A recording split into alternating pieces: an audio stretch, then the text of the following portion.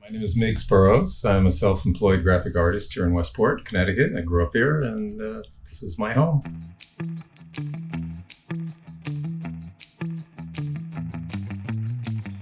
The year was 1967. I was a senior drama student at Carnegie Mellon, which is well known for its drama school. And they posted this notice on the bulletin board in the drama school, and I think it came from the New York Times. And it was big search for this new movie, Mike Nichols' first movie, I think, and The Graduate. And they sort of described the person they're looking for, in terms of age and look or whatever. And I thought, well, that could be me, even though I had taken some acting lessons, but I didn't really consider myself an actor. But I thought, who knows, why not take a chance? But I had no picture to send. I had no headshots. And my roommate at the time had used me as a guinea pig for this personality t-shirt. He was the first one to create a personality t-shirt. And he did it as a senior project on the premise that he could make anybody famous by putting them on a t-shirt. And they'd be famous by virtue of being on a t-shirt. And so he did this, used me as a guinea pig.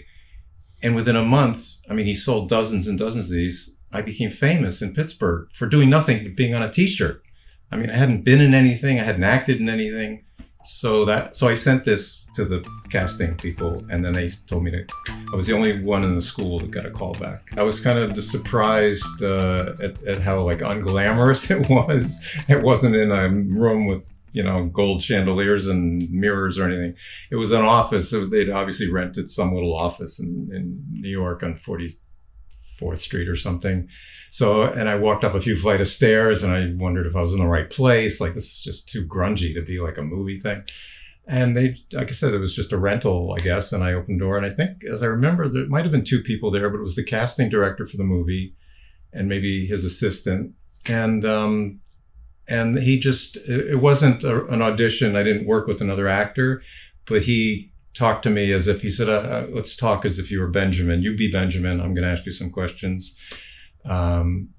And I don't even remember what they were, but maybe it was like, Benjamin, what would you do if, or Benjamin, how do you feel about this? It was just to get a sense of my look and feel, I guess. And that's all I remember. And on my way home, back to Pittsburgh, of course, I'm rehearsing my Academy Award speech on the plane. But a month later, I get this envelope from Paramount Pictures, logo on the envelope. And, I'm too excited to even open it right away, but I opened it, and it was the rejection letter. And thank you for your time, and Mike Nichols wishes you well. This is to advise you that Mr. Nichols has now made a commitment for this role. Mr. Nichols sends you his best wishes, and thank you for your interest. Thanks, Mike. Some chump named Hoffman got the part. Who's ever heard of him?